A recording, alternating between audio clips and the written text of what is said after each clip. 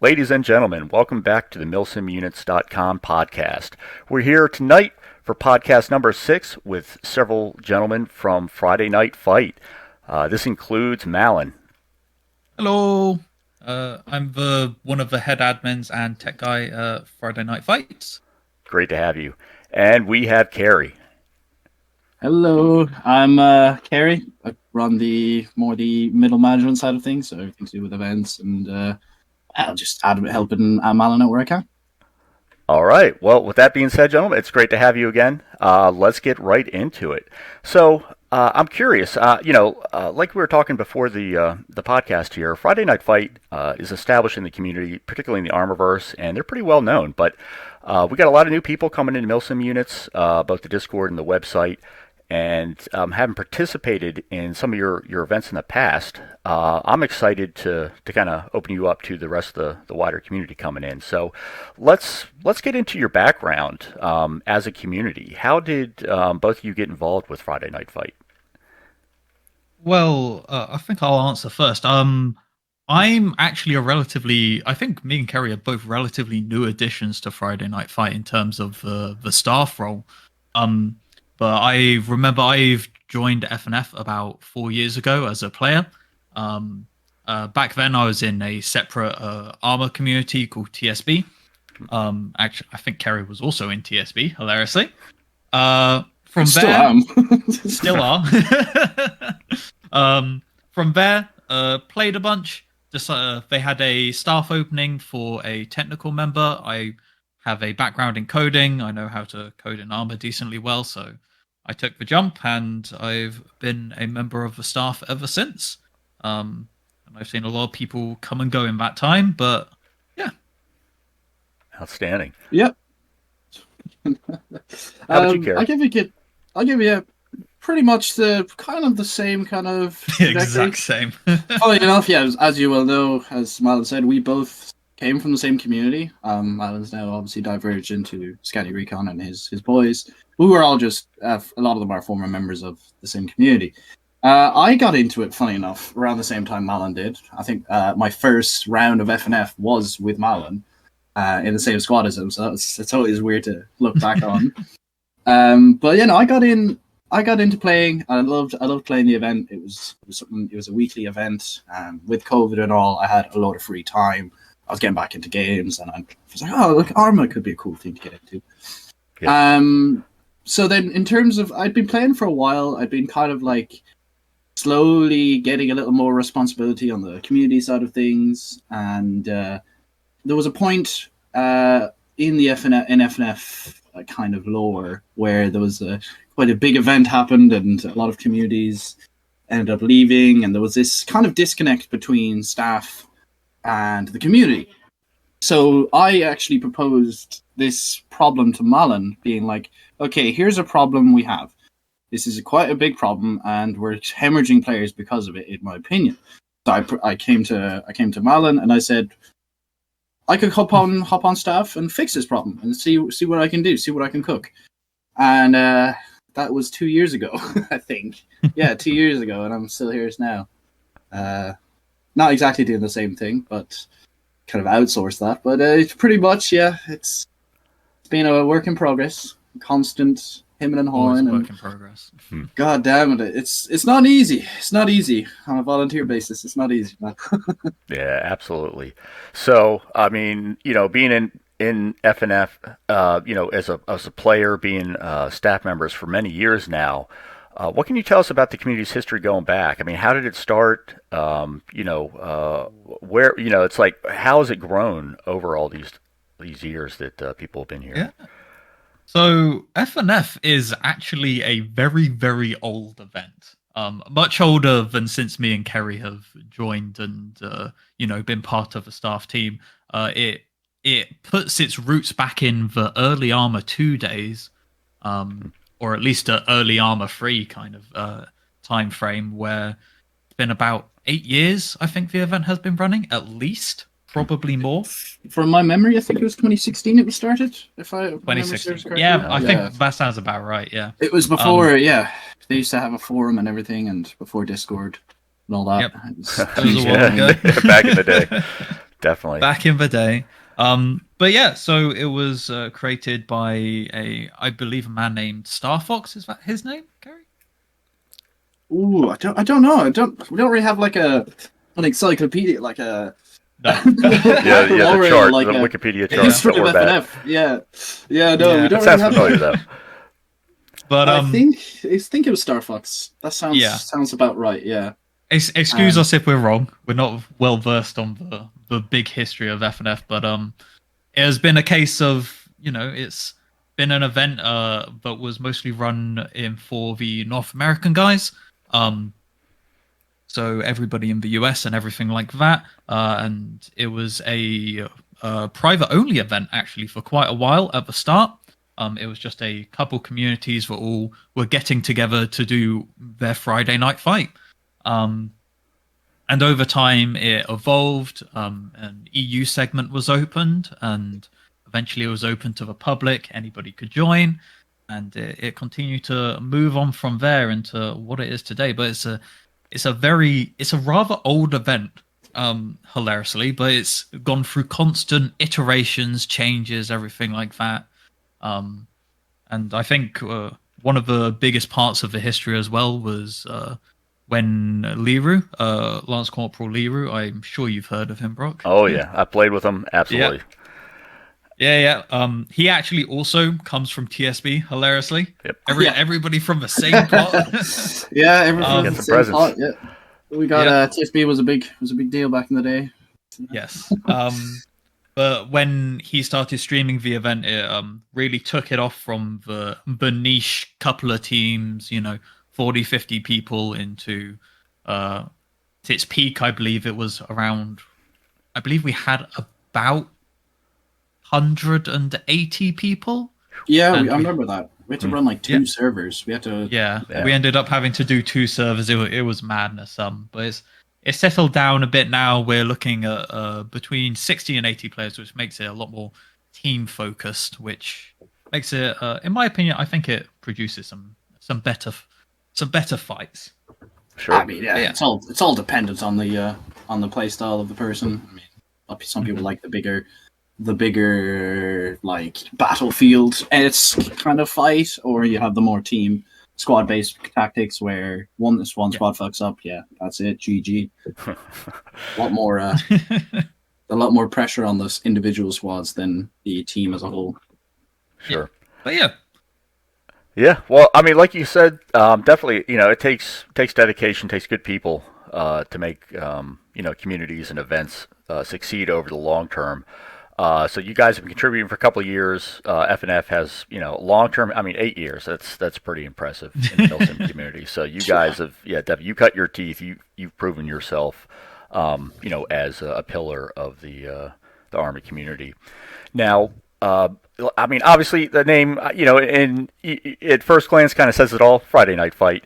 But I know there's more behind the story. You mentioned some of the, the dynamics over the years. Your growth and. The player base kind of experience generally. But let's hear more about some of your specific events. What kind of events or campaigns do you have? How are they structured? And what do your schedules look like for North American and EU players? So, Kerey, do you want to take this? Yeah, I'll take this. So this is more my domain. So our big thing, obviously, on a Friday we have our 4-round, average about an hour each round. They're just pretty much straightforward 60v60 normally. Very, very straightforward missions. Kind of, what you're getting kind of thing. There's not much in terms of experimentation. We try and keep a consistent product on Fridays to kind of not change the core of our event. But in the last year, we have really gone from just doing Friday night fights to really expanding. It had been done before, but now we've expanded into a kind of unique event in a sense. We've got this first, we've got war games. We got war games, which is kind of more fitted to like a battlefield aspect, where we have about 100. Last time I think it was 180 players, 170 players, and it's got respawns. So it was much more asset heavy and less infantry focused, but more of a kind of developing battlefield and with more like frontline-esque kind of battle gameplay. So you get more of a sense of a grandiose battle instead of more squad-based tactics. But the big one in terms of uniqueness, I would say, is our rally. This has been it was a dream of mine kind of thing ever since I saw there was a scenario on the workshop I remember seeing. I think it's a base game scenario, but it was like Altis Rally. And I was always like, oh, that would be so cool to do that properly. And I never really gave it much thought until one day, me and one of the other staff members, Lurch, we were having fun fucking around in the pre-game lobby. And we ended up asking the admin at the time to spawn us some cars, and we organized a little race amongst each other, going around while people were fighting, doing pre-game fighting, and we were just driving around having fun, having a race. And we were like, I was like, why don't we make this a thing? Like, why don't we make this an event? Like, what's stopping us? And sure enough, he got me in touch with one of his community members who had already built a full rally. I mean, this guy had put about 80 hours work into this thing easily. And we basically adapted it, we hosted it, and it went so well that we ended up spawning a championship out of it. And we just finished up there in November, and it went super well. I'm really happy how it went. We had at least 10 teams competing. It was fantastic. Like, yeah, everyone all in the same car, obviously, but the rally would definitely be something we as an event do differently to others for sure. I love how we have gone on a Milsim podcast and immediately started talking about the rally. That's hilarious. I mean, fast cars, loud guns. I mean, it's win-win. You got the best of both worlds there. Yeah. So that's I do exciting, actually. I do want to say, to give a little bit more context on the standard FNF, it's usually one life event. Every Friday starts at 8 p.m. UK and 3 p.m. East Coast for the NA guys. It usually lasts for about 4 hours, give or take. Sometimes a little bit less, sometimes a little more. It's one life events. There's 4 rounds. Each round is about an hour.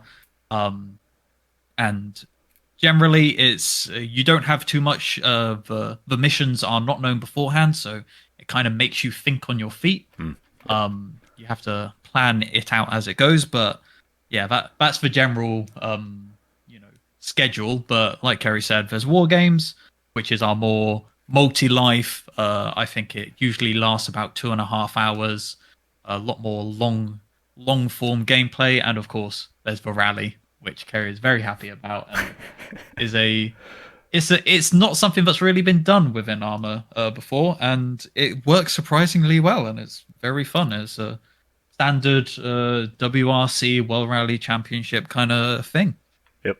Well, I think the base game, or at least with a couple of DLCs, really kind of sets the stage for that. But it's all what you make of it. So I think it's interesting. Obviously you got some variety. You got your kind of standard issue, fights, each week, yep. But a little bit of something for everybody coming in, which is outstanding. Okay.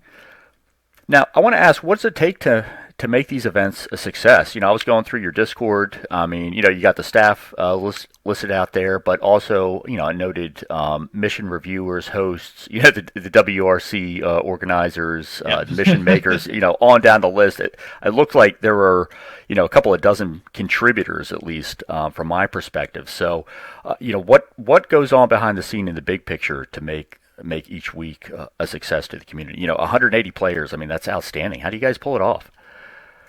Well, we aren't running 180 players at the moment. That would be a bit insane for us. But during our peak, we did have 180 players, and it is a lot of coordination of very small parts, I think is the best way of putting it. There's a lot of moving parts, yeah.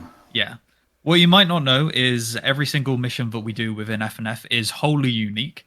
One of my big things is I hate replaying missions because everybody knows what's happening or the best way of doing stuff. So I know some people like replaying it. For me, it's just not something I enjoy. So every single week, we need to have at least 4 new missions that have never been done before that are roughly balanced so that either side can win and need to be fun for the players. And of course, that requires the mission reviewers to look at the missions that the mission makers then make for a quick kind of flowchart of how it works. Essentially, at the start of the week, the mission makers will reserve a slot, will reserve which round they're going on. They're then expected to make a mission for that round, and it will then either be passed to me, Kerey, or one of our new staff members, Nemesis, who is actually a returning staff member. We'll have a look at it. We'll point out any errors, anything that could potentially be an issue. Say one side is stronger than the other, and it's going to be an absolute squash or anything like that. Essentially, we do all that. The mission reviewers also generally have a look and to say. From there, after a couple rounds of going through it, it'll be played on the Friday itself. But of course, all of our special, on the day itself, generally not too many of the staff are particularly good speaking people, and a lot of the speaking people don't particularly want to be staff. So that's why we have the host role. It's specifically for people that are there to specifically talk to the people, essentially act as like a game show host almost, to get people ready for it, put everybody on the side that they need to be on, be the voice of the event, without the responsibility of having to be a full-on staff member. And it works surprisingly well as a system overall. And of course, we have the rally organizers who all are focused on making sure the rally is the best it can be. And that, of course, includes making the rally, any technical work that needs to be done with the custom frameworks. I believe we're currently getting new car models integrated. Yeah, that's a big one. The new cars, that's a big one. Yeah, they're making custom cars now, so we're getting from scratch. They've got 3D models. They bought 3D models and are making them from scratch now. So that's going to be pretty cool. I'm looking forward to that. But it's overall, it's a lot of work, but we have the process defined now, and of course we have within staff, we have our own internal processes for any disciplinary stuff or talking to the community leaders, everything like that. But overall, it's a well-tuned machine at this point, I'd like to say. It's done fairly well for itself. Yeah, it sounds like it. I was thinking, you guys are, it's like you're engineering, you're solidly crafting, these products that you call Friday Night Fight. I think it's fascinating that you got all these community members doing their parts here and there, and it all adds up. All volunteer. And that's volunteer as well. Yeah, and again, that takes some dedication, some real skill, and just that kind of community spirit. So a lot of work behind the scenes to make it a success week by week, but I'd say your QA, your quality assurance is top notch. So, with that being said, let's get into, kind of the culture of the community, if you will. I mean, obviously you work hard all week to make the missions, make these matches, exciting and fulfilling for all the gamers out there. How do you guys balance that with your own experience? I mean, are you in the matches? Some of the staff members or the back end contributors. I mean, how do you balance the mission building and the preparations with the gameplay? Well, in terms of mission preparation, we do that throughout the week. And, it's all leading up to the Friday event. So generally throughout the week, we'll be doing that. But on the day itself, in terms of being able to balance the actually playing, because a lot of the FNF staff are players that love to play the game. Previously, the way we had it working is we always have somebody in a Zeus role. And for those of you that don't play Arma, Zeus is essentially a spectator with godlike powers kind of thing, being able to fix issues, let's say that much. We always have somebody in there to fix any issues on the day that might happen. But But I will say, anybody on that note, Yeah. 50% of those issues are people ramming into each other with cars. Yes, almost all of them are people ramming into each other. Yeah, people. Unfortunately, in FNF, we have a chronic case of not knowing how to drive. Yes, It's it's a common issue. That and Arma physics, man, it's just a bad combo. Yeah. Oh yeah, I've seen cars join the fucking space program. Fuck me. That's right. You get there's a Steam achievement for that now. If you go off into space in a Vic, man, you get an achievement. Oh, I've seen too many. That achievement you should get like the platinum on that tough, achievement. Yeah. That's funny. Now, what about other games? I mean, do you guys play other games in the community outside of Arma, or are you predominantly Arma focused? Mainly Arma. I mean, we do have like an other games channel, and there are people that like organize things sometimes. Like we've had some anti-Stasi, we've had some I know some people, which is also Arma. Yeah, okay, maybe yeah. But more like Hoi 4, I think. Hoi 4 and like Paradox games. There's a few Paradox games. We have done a little bit of Minecraft a couple times as well, but it's not the main thing we're here for. We're within the entirety of like the Arma community. We're very much a provider of an event. We're not here to replace your community. We're not here to, be like, oh, you have to come to these number of events or anything like this. We're trying to be a place where you can come and play against other players without having the commitment of a bunch of things happening at once. We try and like we've quite a few communities that come, but we also have a lot of solo players. So a lot of players will just show up and they have no community affiliations. And we have at this point that's quite consistent. Like minimum each week, about 10 players out of the, let's say, average of 70 are non-community affiliated. So it seems to attract. There's a core member of like solo players that don't really want to be a part of community that just enjoy coming to FNF. But like that number is slowly increasing. There might be a group of 2 that come along and they'll play and they'll have no community affiliation. And they just enjoy playing because we try and accommodate them as best we can. There's no like preference if you're in the community, if that makes sense. Sure, yeah. Well, I mean, it sounds like you guys are all together, collectively, you're just serious gamers, keeping it real and just, putting the experience of having a good time together, at the top of your priority list. Oh, yeah. Big time, yeah. That's always our goal. Make sure everyone has a good time, try and like nip people in the bud if they're being toxic or being inappropriate. Just try and keep it PG. Like a big thing, for example, would be a very big thing we try and enforce is that we have been successful with, to be fair, is politicization. Well, especially in 2022 with the whole situation in the East. There was a bit of blowback from that, but we are very, very hard line on no political like talk or ideology. We're just here to have fun. Everyone is welcome. That makes sense. Yep. Well, you gotta have that kind of attitude because I mean, this day and age, I mean, things can get pretty toxic, pretty ugly, real quick, and that'll rot a community from the inside out. It'll just destroy the connections that people have there. And frankly, I'm not speaking for anybody but myself, but I got friends out there. We we want to get into the experience again to have a good time together and not worry about that kind of external noise that we get too much of in the real world anyway. So is what it is. But let me ask, you guys got any funny stories from your events? I mean, you mentioned the rally. I'm kind of cracking up inside. I can only imagine, with Arma physics, with driving skills, across the board. But what else? I mean, what kind of hilarious stuff have you seen in game and throughout the community? Yeah, I think one of the main ones, and I think one of the ones that is the most funny is we actually have we have a very good relationship with the guys over at Savage Games Design who make SOG Prairie Fire. Oh yeah, the DLC for Arma. Yep. We're very good friends with them. We have talked a lot, done a lot of sponsored events with them. We usually do DLC. A yearly one, a yearly one, and we even did a Vietnam rally with them. That was quite fun. Yeah. With Jank.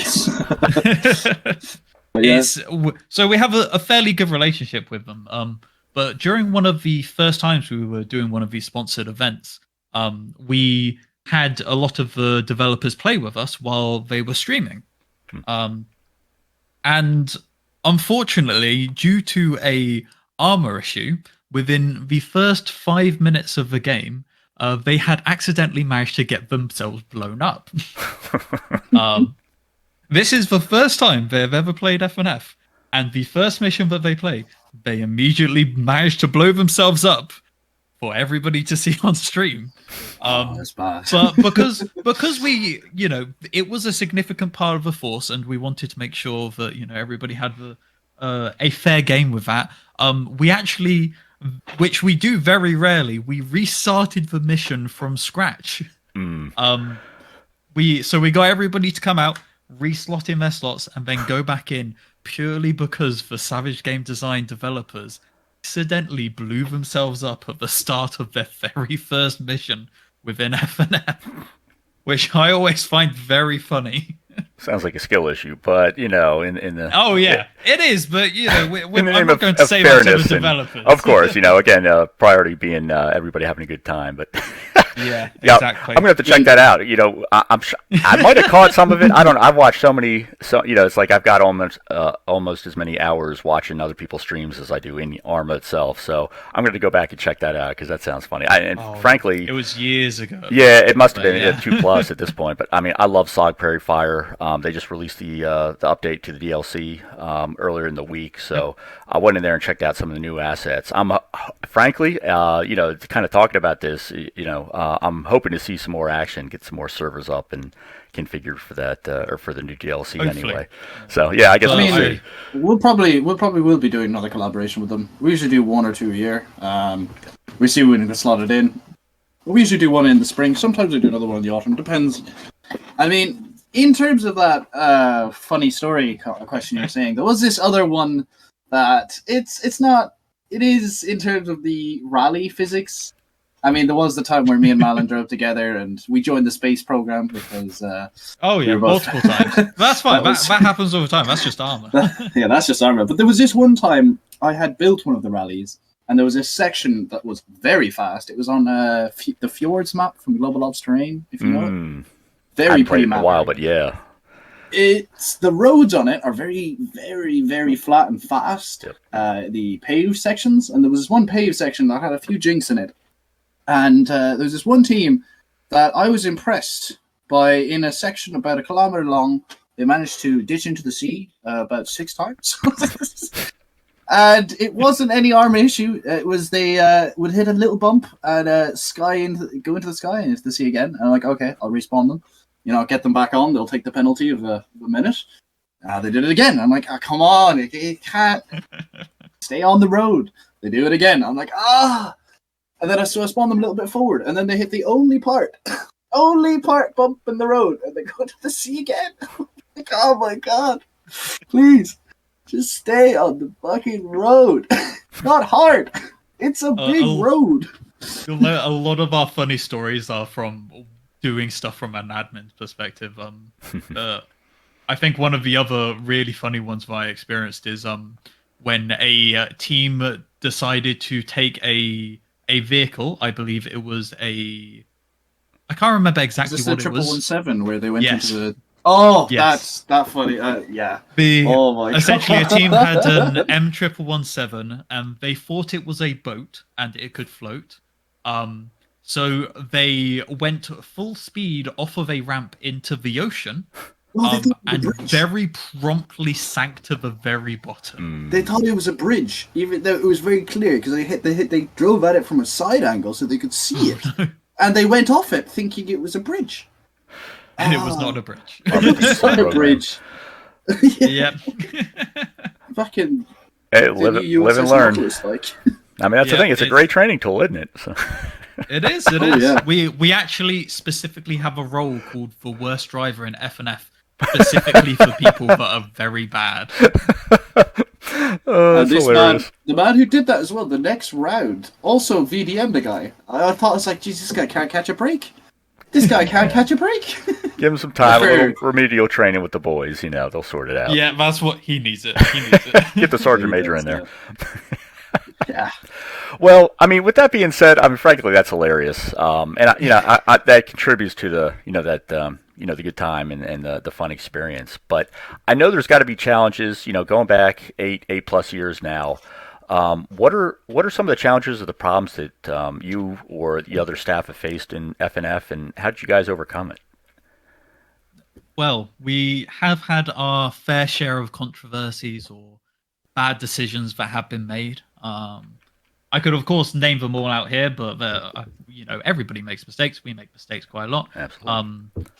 The main one recently was a decision from the staff members to we were going to switch from a public model for one of these sections to a private model.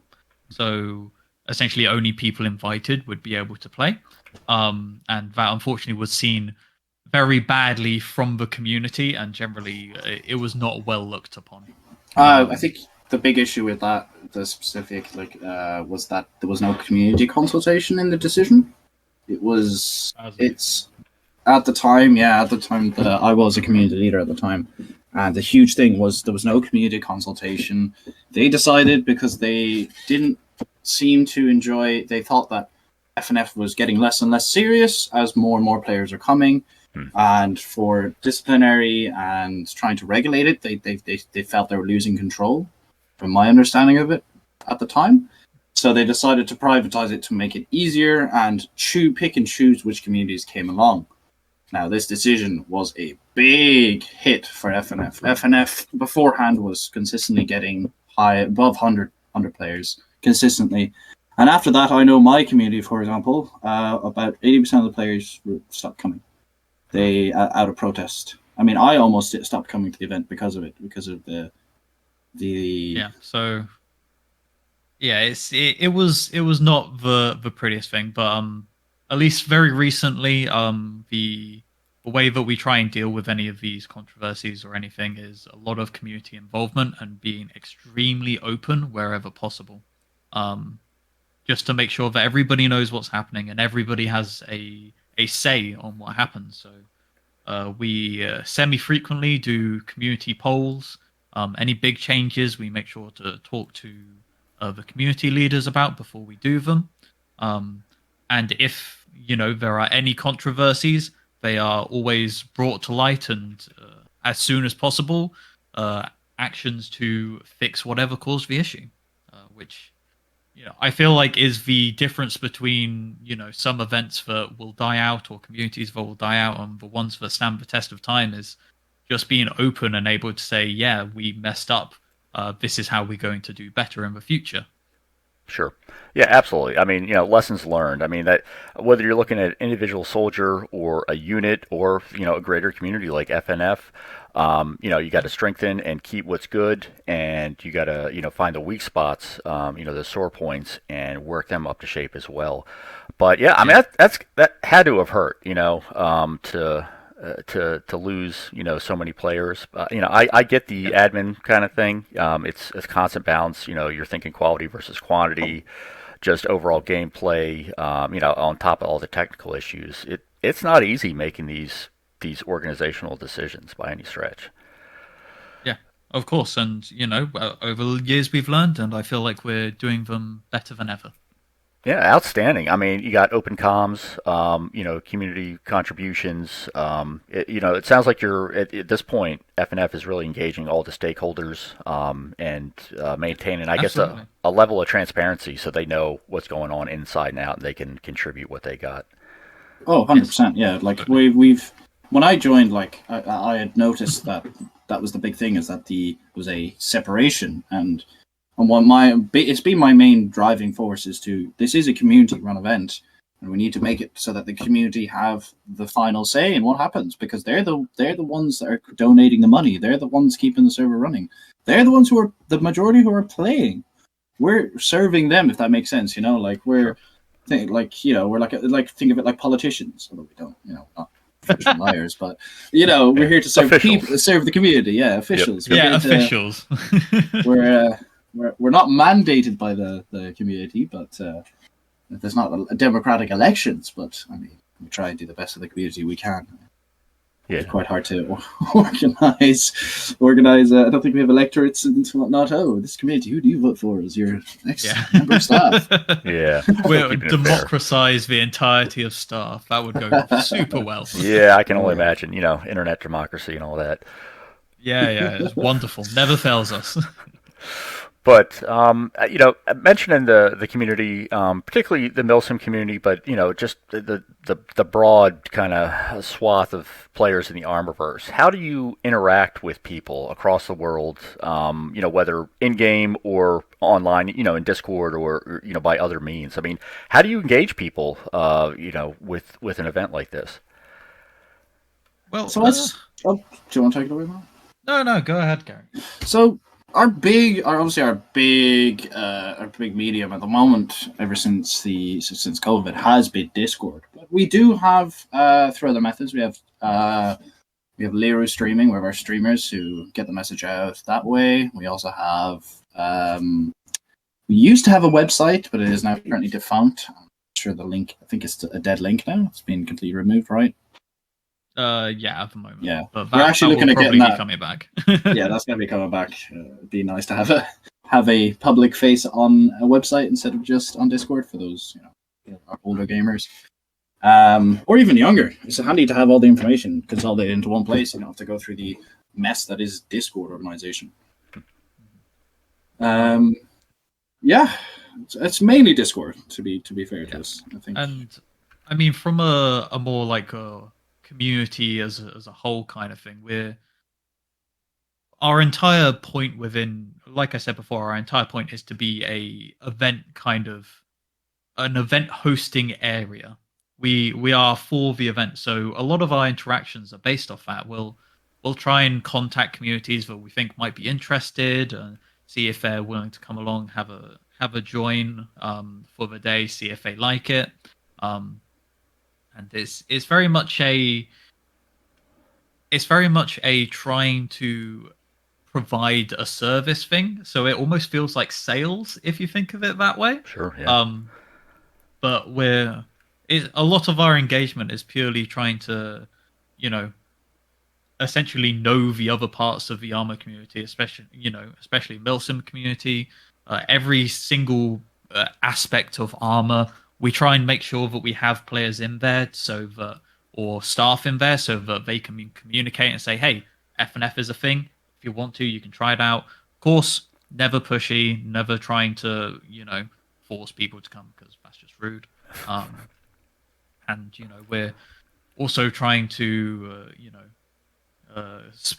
potentially split out into other games with that as well. Like, I know we've talked very recently about potentially going to some Reforger events, specifically Arma Reforger, so that we can, see what's going on with them, learn the communities there.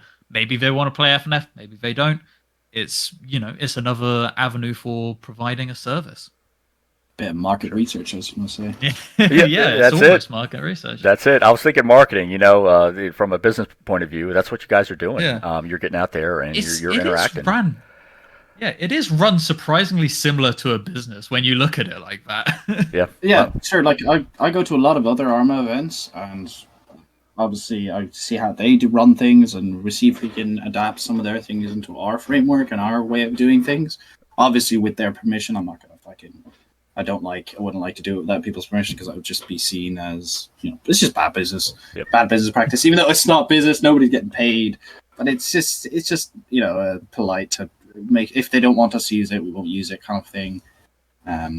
So it can be it's a learning process for sure, 100%. Yep, absolutely. All good things in life are like that. Now, are there any upcoming events or any collaborations that you're working on that you're excited about? Not collaborations. No, at the moment we haven't. Not anything penciled in for the time being. We've got possible in the near future, maybe in the next 3 or 4 months, we'll probably have another collaboration with Savage Games Design and get another Vietnam themed FNF going.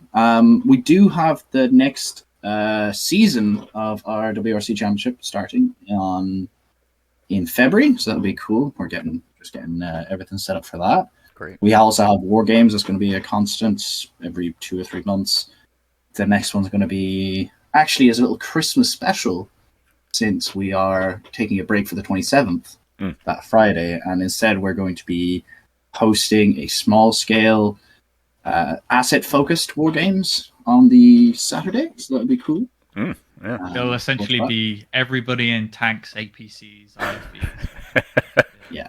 It'll be a little bit mad, but Bit it'll like be fun. We've tried it before. World of Tanks kind of thing, you know? Yes. Oh yeah. All just fucking assets. I can hear the explosions, see the fires and the smoke rings now in the back see the of my jank, mind. yeah. Oh, yeah. That sounds like fun. Well, that's outstanding. I mean, the potential of getting into Reforger, I mean, it's getting more and more attention and coming out on Yes. PS5 now. I mean, it's not slowing down. We got the Arma, the projected release date in just over 2 years, but still, we got some ground to cover, and I'm glad to hear that you guys are constantly moving forward, engaging with the community and trying out new things. And I'm going to have to check out the rallies because I'm not, again, I have some reservations about Arma racing, but it sounds like fun, and definitely war games with your Christmas special coming up. I'm going to have to check that one out too. Now, that's outstanding. We've gone over the kind of past, the development years of FNF, how it got up to the point it is today. Got your outlook, your vision for the future. With all that in mind, where do you see FNF a year from now? Let's say end of 2025. What is the community and the events going to look like from your guys' visions here? The easiest way of saying it is bigger. To put it into one word, bigger. We're hoping for, of course, more people to come to the event, which means we can do more with the event. But in addition to just becoming bigger, having that same thing over and over again, we do, like I was saying, we do want to look more into Reforger, like you said, with it coming out on PS5 and it slowly, the mod support getting better and better. It is something that we are very seriously looking into, and potentially in a year's time you might see an FNF Reforger, or something similar to that if we get the dev time in, because I've played very little of Reforger, but I've seen a lot. I've been following the development, and I can see that it is the future, and it would be almost naive of us to stick with Arma 3 when there's something obviously coming out that can at least do the job better, but potentially a whole new set of people, a whole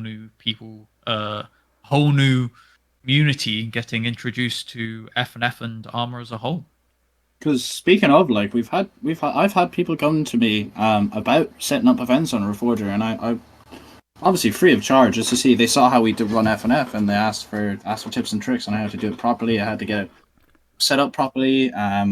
So it's interesting that even in a Reforger based community, you still have people coming back to the Arma 3 communities and being like, "Hey, how do you do this? And what's the best thing?" Because I guess it's coming to a point now where Reforger is such a massive market that the demand for events like ours or events like Ofgra or any of the events have been running for years, to get them set up and get an established event instead of like a community versus community kind of situation, where I think that is what it's limited to at the moment, from my understanding. But definitely with the release of Reforger onto PS5, that opens up a massive market. That is huge. Like, PEC is always going to be a big market, is going to be your mainstay. But as you've seen when War Thunder, for example, released onto console, that opened up the player base absolutely ballooned. Mm-hmm. And so it's going to be interesting to see how that develops moving forward. Yeah, absolutely. So basically, in a year, FNF Reforger, hopefully. That's pretty cool. I'm looking forward to seeing what comes. I mean, I gotta admit, I'm right there with you guys. I think as of today, I have like 13.6 hours in Reforger. Most of it in Game Master, being a Zeus and a mission editor in Arma 3. But I've been watching some streams, following Arma platforms, recent posts on modding. I'm trying to get up to speed because you can't ignore it anymore. With the growth, yeah. And that's the thing. Yeah, if you want to be bigger, you gotta cast that wider net. It's definitely got its challenges. From a hardcore Milsimmer perspective, I mean, yeah, the mods they're getting up there. I mean, you can do a lot of modern day stuff. A lot of obviously Cold War and Vietnam era stuff, but it's still got a couple of years to catch up. You think about Arma 3, we've got over 10 years of mods and development and kind of back end, DLCs, etc. So Reforger's got some work, but yeah, you can't stop the wave now. It's coming at us, regardless what we think or what we feel about it. So, yeah, definitely, I'll be staying tuned and seeing what comes the next year of FNF. But I mean, with that, what do you think the Milsim community or the Milsim experience generally, could use to really bring out the best in the future? It's like you got your perspective, but what do you want to see outside of FNF and in the greater kind of Armorverse or Milsim community in terms of their culture, their experiences, their visions? I mean, I feel like within Milsim as a whole, I feel like the basics everybody has down, right? Everybody is coming together to try and do the same goal, which is the main thing. Being able to use formations, being able to, like the Milsim says, simulate the actual military and what people do in real life. That is already down. Everybody wants to do that. I think where the innovation is going to be and the changes that will make it better and more immersive, well, I do think genuinely come from the modding world, and also very likely Reforger because of that. Specifically, something that I noted that I really like about Reforger is all the little details that just add to the experience. An example is the M240 in there.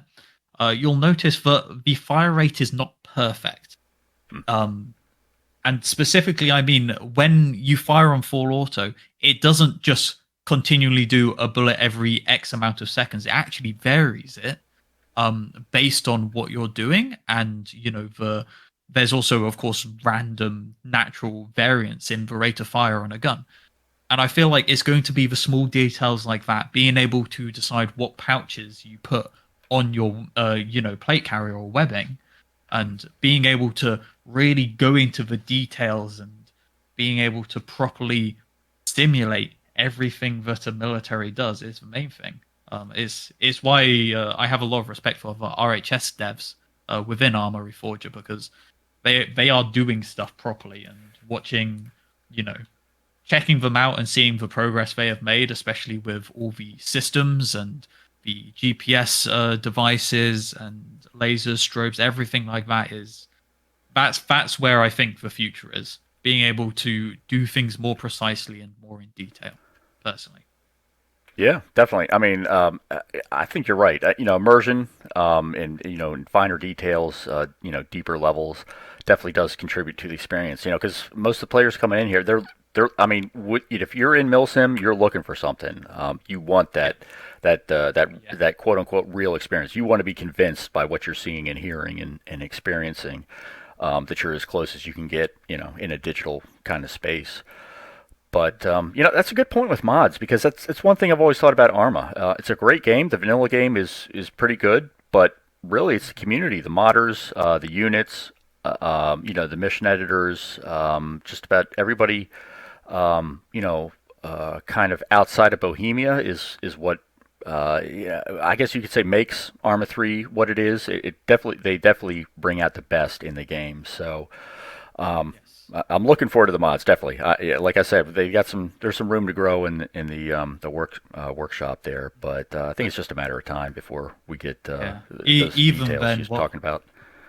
Yeah, even then, what's on there at the moment is incredibly impressive from what I've seen, and I never would have thought it would have gotten to that point. And this is after like a couple years with a new engine. I can't imagine what it's going to be like in a couple years, even from now. There's going to be some truly mind-blowing stuff on Reforge. I can feel it. Yeah, I hope so. Yeah, yeah, me too. It would be great. Yep, amen. But what with all that being said, let's get back to you guys a little bit. Put the spotlight on you again. What is personally, what are your favorite aspects of Milsim gaming? What is it that keeps you engaged and coming back and doing what you do here in the community? Kerey, do you want to Yeah, answer this sure. first? So I mean, for me personally, I mean, I absolutely love playing in events, and when you get into contact, or when you taking a jovial approach to actually the all the pre maneuvers, but actually when you get into contact, you and your squad don't even need to communicate to know what to do, and it is seamless. You're just going in, you clear out an area, you get into CQB, the call outs are clear, comms are clear, and you just absolutely clear out an area, take no casualties, or you might take one or two from a stray bullet, but like the cohesion and the impact you might have on swinging a game, that is what does it for me. Like when a thing just comes together like that, it's on. It's a no better feeling than that. Getting the job done. I have to agree with Kerey. In fact, like that, my favorite part is when everybody knows what they're doing and everybody is performing at their best. It's a magical experience when you see it. Honestly, I mean, like we both come from we originally came from the same community, but we are now in separate communities. But both of our communities, we have been playing together, and it's almost been the same core members for the past 4 years, I believe, 3-4 years at easily. least. Well, like we'll have a few extras, but there's like no need for training, or we've already been through that phase that we know how each other's strengths and weaknesses. That it's just it doesn't need to be said what to be done, you know. Yep. You just get it done. And working as a team and being able to do everything like that, and it genuinely feels like you're doing special forces kind of stuff. Of course we're not. I'm sure if any, I'm sure if any actual special forces operators played in FNF, we would get our the floor wiped. But it's that feeling of being able to be part of something bigger where all the cogs are turning in just the right way and everything lines up, and it's a beautiful moment when it happens. Yep, outstanding. Yeah, that's the point where everyone knows their battle drills. They know the dynamics. Yes. They know the flow. They're just getting into their element and accomplishing the mission. So yeah, it's pretty badass. It's the best part, honestly. Now, if you're gonna, I'm sure you have, but let me ask you here: if you were going to design the ultimate mission or even operation or campaign, like this is your masterpiece, what would that look like? So the thing is with me and Kerey, because we regularly make missions for FNF, I'm sure that we have both very much done our part, if that makes sense. We have made our favorite FNF mission, we have already made. But what I can do is I can say the things that I know won't be possible in FNF I really want to do. And for me, something that I really want to do at some point, but I know will never be possible to get right, is I really want to do some proper electronic warfare stuff. Being able to triangulate a enemy radio's position based on the range, and being able to jam each other's GPS, take over enemy drones, all of that stuff sounds so cool. And I know for a fact it would be impossible to implement in any kind of FNF. So at some point I would love to do that, but I know I don't have the skills to make it work properly. At least personally. I mean, if we're talking, I would, in the sense that with Mallen, I'm in the same boat in this fight. I've done most of what I want to do in terms of like my ideal mission, where I was like, I loved how this played out. Like I recently did a kind of World War I-esque mission that went reasonably well, but it was like a custom made trenches and everything. It was quite fun for me. But I think the big one I've been recently getting into that I've still yet to pull off properly is, with my background obviously being Irish, is guerrilla warfare. I have been trying to do it, and it's really hard to do it right. Like getting spawns around certain things. Like one team will have to get a convoy from X point to Y point, and the other team has to try and interdict it. But then it's like trying to balance that with, okay, say they interdict and it doesn't just turn into team deathmatch. Give both teams incentive not to just completely devolve from the kind of grander point of the mission. So make it more into like a long form campaign mission. It would have to definitely wouldn't be able to be done in the sense with an hour of gameplay. It would kind of need to be like a 3 hour long form mission. But that would be ideal for me if I could get that done. That would be a dream come true for sure. Yeah, that sounds like fun to me. But yeah, I mean, both relevant, both good, and I think pretty desirable in the greater kind of Milsim universe, the Armaverse, if you will. But yeah, electronic warfare. I mean, that's part of the battle space now, especially. I mean, not just in the Middle East, but we see it definitely in Russia and Ukraine. I mean, drones are just that's the way of warfare these days. In addition to everything else that we developed over the past century. But yeah, EW, man, if you can't control those signals and all those kind of remote assets, or at least influence them, you're going to be at a disadvantage there, when it's all said and done. But yeah, that's a challenge in Arma. Hopefully, whether in Arma 3 or Reforger or Arma 4 in the years to come, hopefully we'll have a better presence in that kind of that reality of modern warfare. But guerrilla warfare, I mean, that's not going away either. We're talking a lot about hybrid warfare in the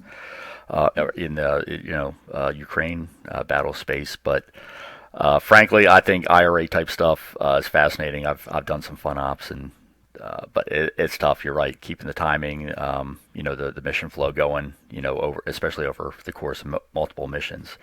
But for me, it would definitely just be the one big mission, and I think the big thing with the guerrilla warfare, trying to get guerrilla warfare right, is not having any information. Like the guerrilla warfare, the people on the attacking side, let's say, trying to interdict the convoy, the defenders won't be able to know where they are. And that was what I've really, in the last missions I've been trying to do, is really get the feeling of they could be anywhere. They could be within your ranks. They could be out in that little forest there. You don't know. Yep. Get the feeling of you are against an unknown enemy, an unknown amount of people. They might be right in front of you. They might not attack you today. That kind of thing, It's really hard to pull off. Really get that sense of fighting the unknown and the fear. Really play on the fear of the unknown. Absolutely, that's the thing. You don't know more than you actually know. It kind of sounds weird maybe if you're not used to that kind of fighting. But yeah, it seems like around every corner is another disadvantage or another challenge you've got to overcome to just get to the next step, the next phase. Play on the battle of information, because that is a big one. Obviously in real world. Yeah, it's less weapons. Information win. Yeah. It's more kind of soft power. Now with that, is there a military movie or a show that you think captures the spirit of Friday Night Fight? I mean, I know you guys aren't a unit per se, but as a community, as an experience, what do you think in terms of what you've seen on the screen? Best encapsulates what you guys have there. I'd say for my personal choice, it'd probably have to be Kelly's Heroes. I mean, there's no other film that I can really think of that really encapsulates FNF. That would be the closest one. Just the kind of, they're fucking around beforehand, and there's all the weird characters and whatnot before the actual battle hits. But, when they're actually doing the heist and stuff, and they're super organizing together because, they're trying to get that gold. And, the general at the end, he's like, oh my God, I want to get these guys a medal. Get these guys, these are some of the best soldiers. That's kind of the experience I would say with FNF, where beforehand you'll get a lot of people fucking around and not taking it too seriously as they're waiting for the game to start. But when actual contact happens and when the game is actually when you're live, people batten down the hatches and get serious and get the job done. Yeah, that's right, for sure. Yeah, it's funny. And, although I don't really have a movie, I don't particularly watch. As I said before the podcast, I don't particularly watch any military movies or anything like that. But I feel like. And you can laugh at me if you want. It's okay. I feel like if you have ever been on TikTok or anything like that, you may have seen edits, they're called, of the US military and just NATO in general. And I feel like that kind of sums up what FNF is in general. It's being able to be part of something bigger and I can't really explain it. You'd have to go on TikTok and actually search up. But I feel like that perfectly encapsulates what FNF is. It's just everybody together, doing the best that they can. And, there is a little bit of fun in it, but it's mostly serious and it's really, really cool, basically. Yep. Well, it sounds like, I mean, you guys, like we were talking about, you got a lot of people, a lot of cogs in the machine, as it were. But at the end of the day, when you guys come together and give it all your best, it comes out to a great time. It might just be a couple hours, here or there, depending on your theater ops, North America and EU, but either way, 8 years and running, growing, looking forward to the future. There's a lot to be said about that. So well done. Now, Thank you. Yeah, absolutely. Thank you guys for being part of the experience, part of the community, and making it it is what it is. Like I said, having played with you guys, I admit, I got my ass handed to me in more than one match, but I had a good time working with my my teammates the whole ride. So, let's get a little bit into your minds here a little bit deeper as we kind of wind down here in podcast 6. What is something that you want people to know about Friday Night Fight that they might not realize? What stands out in your minds? I mean, for me, there's two things. Which completely goes against for one thing, I know. But the first one is, like I said before, every single mission that we play is unique. We don't replay anything, which means every single time you come on a Friday, there'll always be a unique mission for you to play. And nobody spent time looking at it beforehand or spent several hours. It's just you need to do what's best based on your instincts. That's a big thing. And the other thing that I'm personally quite proud of is that our technical work within Arma itself, I believe my personal opinion is we have the most polished Arma event within Arma 3, which I'm aware is a very bold claim to make, but we've put a lot of work into the tech behind it to make sure that everything runs very smoothly and very intuitive, and is overall a very polished experience compared to what other events can offer. And I think even just for that, it would be worth giving it a go just to see what is possible within Arma. Outstanding. I would say, yeah, I'm in agreement with Mallen in that sense. To add to it, yeah, the uniqueness of each mission is a big one, but also the lack of prep time is, I think, it throws a lot of people off initially.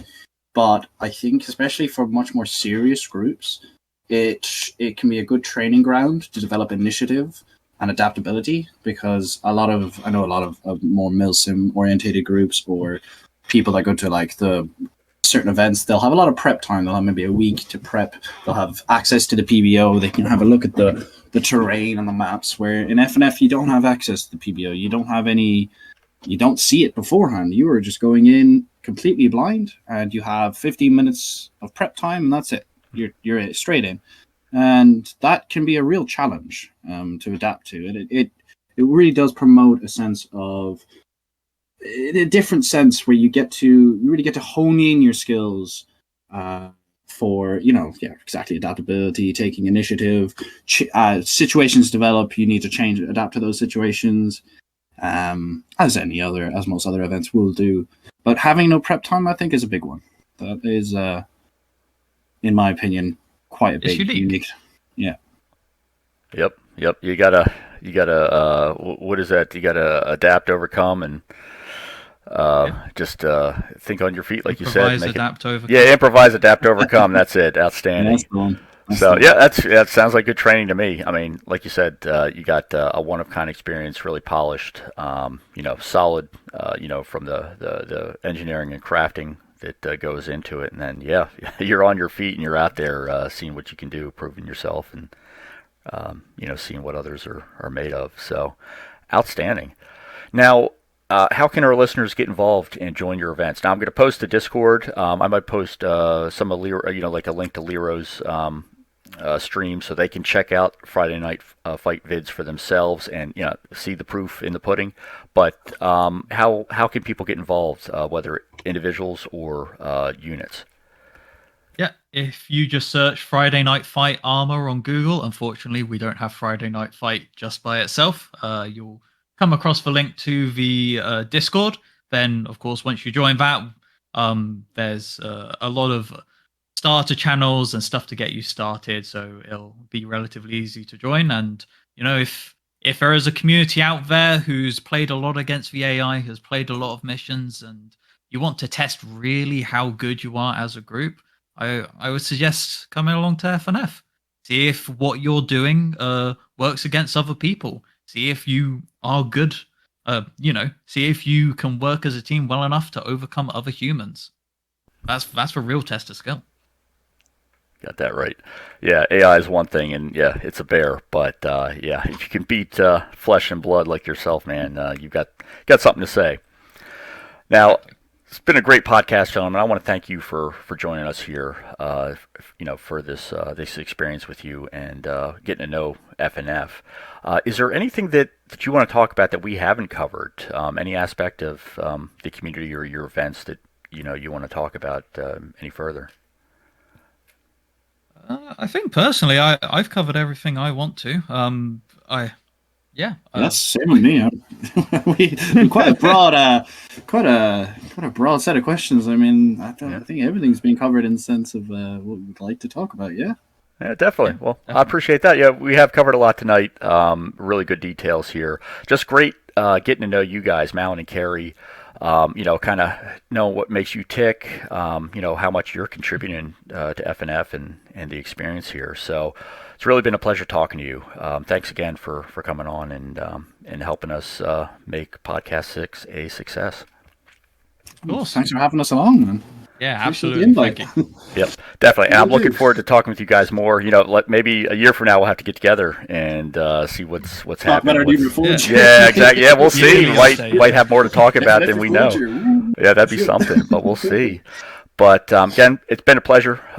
Ladies and gents, thanks for joining us here tonight. Always good to have you with us. We're working on some more podcasts coming up in the upcoming weeks and months, so definitely looking forward to getting out there and learning about the people in our community. For now, that's all we got here at milsimunits.com. This is C.Brock signing off.